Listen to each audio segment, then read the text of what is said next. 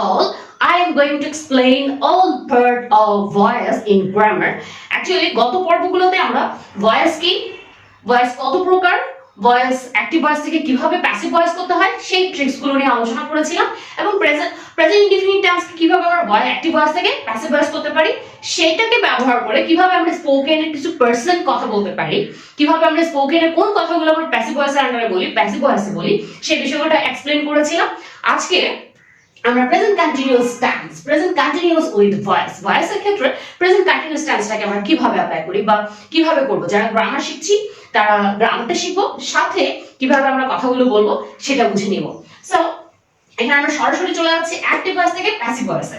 Active voice present continuous. একটু খেয়াল করবেন, গত ক্লাসে আমরা প্রেজেন্ট ইনডিফিনিট টেন্সে ভয়েস করেছিলাম, সেইখানে আমি বলেছিলাম প্রতিবার সাহায্যকারী ক্রিয়া তার নিচ থেকে নিতে হবে।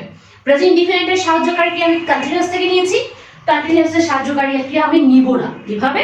কারণ ও একটু ফিনান্সিয়ালি ডেভেলপ, মানে তার অনেক অর্থ সম্পত্তি আছে, সে কারো থেকে কিছু নিবে না, সে নিজেই নিজের সাহায্যে চলবে। সেটা কিভাবে?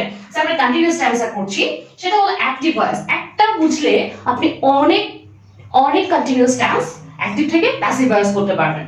সো আমরা প্রথম তিনটা রুলস কে রিকল করি। অ্যাক্টিভ ভয়েসের অবজেক্ট প্যাসিভ ভয়েসের সাবজেক্ট হবে। এখানে বলছে আ সং, আ সং একটি গান, এখানে আমরা এটাকে সাবজেক্ট করে ফেলবো। A song, song a song subject হয়েছে। এই কাজটাকে আমরা একটু পরে রাখি। এখানে বলছে সাবজেক্ট অবজেক্ট হবে, বাই যোগে কি হলো, এখানে রয়েছে হি, হয়ে যাবে হিম। এটা হলো প্রথমটা বোঝাচ্ছি একটু এইভাবে মনে করার জন্য। তাহলে এই সং বলেছে অবজেক্ট সাবজেক্ট হয়েছে, সাবজেক্ট অবজেক্ট হয়েছে, হি রয়েছে, হি থাকলে হিম হবে, হার্ট শি থাকলে হার্ট হবে, আমরা জানি। তাহলে হি থাকলে হিম হয়েছে, এরপর শি থাকলে হার্ট হবে। সো এই সং এই বাই হিম, এই পার্টটা তো আমরা বুঝলাম। এখন হলো এই অংশের কাজটা করব আমরা। এই অংশের কাজটা কি করব? যেহেতু কন্টিনিউয়াস, আমরা এই সং এখানে কিন্তু আমরা কন্টিনিউয়াস কারো থেকে সাহায্য নেই না, তাহলে তার অক্সিলিয়ারি ভার্ব যেহেতু রয়েছে am is are K say use করবে। আর সং এর সাথে ন্যাচারালি is হয়, am হবে না, আর হবে না, সো is ইউজ করলাম, is আসা is।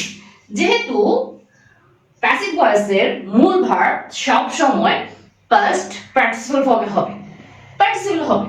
সো এখানে যেহেতু আইএনজি রয়েছে, এই আইএনজিটাকে আমরা রিমুভ করতে হবে। আইএনজিটাকে কিভাবে রিমুভ করব? আইএনজিটাকে রিমুভ করার জন্য ইজ এর পরে আমরা একটা বিং ইউজ করব, B A I N G, being. সিংটা কি হয়ে যাবে? পার্টিসিপল ফর্ম সিং এর সাং। ক্লিয়ার? তাহলে খুব সিম্পল, ইজ ন্যাচারালি বসেছে কারণ ও কারো থেকে সাহায্য নেয় না, ইজ আইএনজির জন্য আইএনজিটাকে রিমুভ করছি, আমি এখানে বিং বসিয়েছি, B E I N G, is being, a song is being sung by him, a song is being sung by him, তার দ্বারা গানটি গাওয়া হচ্ছে, তার দ্বারা গানটি গাওয়া হচ্ছে। এখানে চাইলে by him ছাড়াও বলতে পারছি a song is being sung, a song is being sung by him। তাহলে কেন being হয়েছে? কন্টিনিউয়াসে আইএনজি থাকলে প্যাসিভ ভয়েসে অলওয়েজ being ইউজ হবে, being participle form by him। So same ভাবে এই লাইনগুলো আমরা করতে পারবো। তাহলে ইংলিশ সাবজেক্ট, ইংলিশ, ইংলিশ এখানে আর রয়েছে, বাট আমরা ইংলিশ উই এর সাথে আর হয়েছে, ইংলিশ থার্ড পারসন সিঙ্গুলার, নির্দিষ্ট করে বোঝালেই সিঙ্গুলার হয়, ইংলিশ ইজ। আইএনজির জন্য আমরা এখানে বিং আনবো, B E I L G, being. Is being, লার্নটা আমরা পার্টিসিপল ফর্মে আমরা জানি লার্ন হয়ে যায়, L E R N E D, learned by. We থাকলে কি হয়ে যাবে? উই থাকলে আস হয়ে যাবে, বাই আস। কেমন এর মানেটা? অ্যাক্টিভ ভয়েসটা যেভাবে বলা হয় সাবজেক্ট সরাসরি ভার্বকে নিয়ন্ত্রণ করছে, প্যাসিভ ভয়েসে সাবজেক্ট সরাসরি ভার্বকে নিয়ন্ত্রণ করছে না, ভার্ব নিজেই নিয়ন্ত্রিত, সে সাবজেক্টে ছাড়াই লাইনটা কমপ্লিট। সেটা কি হবে? আরেকটু বোঝাচ্ছি, উই আর লার্নিং ইংলিশ, আমরা শিখছি, আমি সরাসরি ভার্বকে নিয়ন্ত্রণ করছি, শিখছি, ইংলিশ শিখছি আমরা। কিন্তু আমি যদি এখানে আমরাকে বাদ দিয়ে কথা বলি, কারণ সাবজেক্ট সরাসরি ভার্বকে নিয়ন্ত্রণ করছে না, সেটা কিভাবে বুঝবো? English is being learned, English শেখা হচ্ছে, ইংলিশ শেখা হচ্ছে, ইংলিশ শেখা হচ্ছে, English is being learned. By লাস্টটা বললো ওকে, না বললে ওকে। তাহলে কারো দ্বারা শেখা হচ্ছে? আমাদের দ্বারা শেখা হচ্ছে। তাহলে আমি বাই ছাড়াও লাইনটা নিয়ন্ত্রণ করতে পারছি, English is being learn, English শেখা হচ্ছে।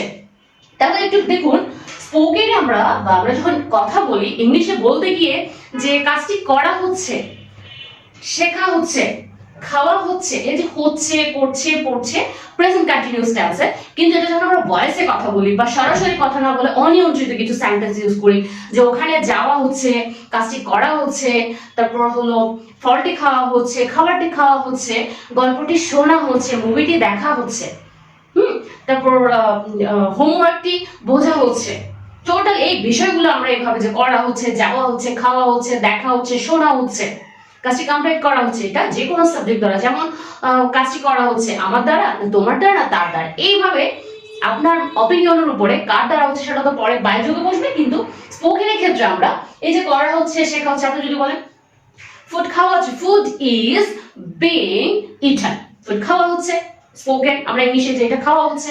ওখানে যাওয়া হচ্ছে, কোথায়, মার্কেট যাওয়া হচ্ছে, market is being gone, market যাওয়া হচ্ছে।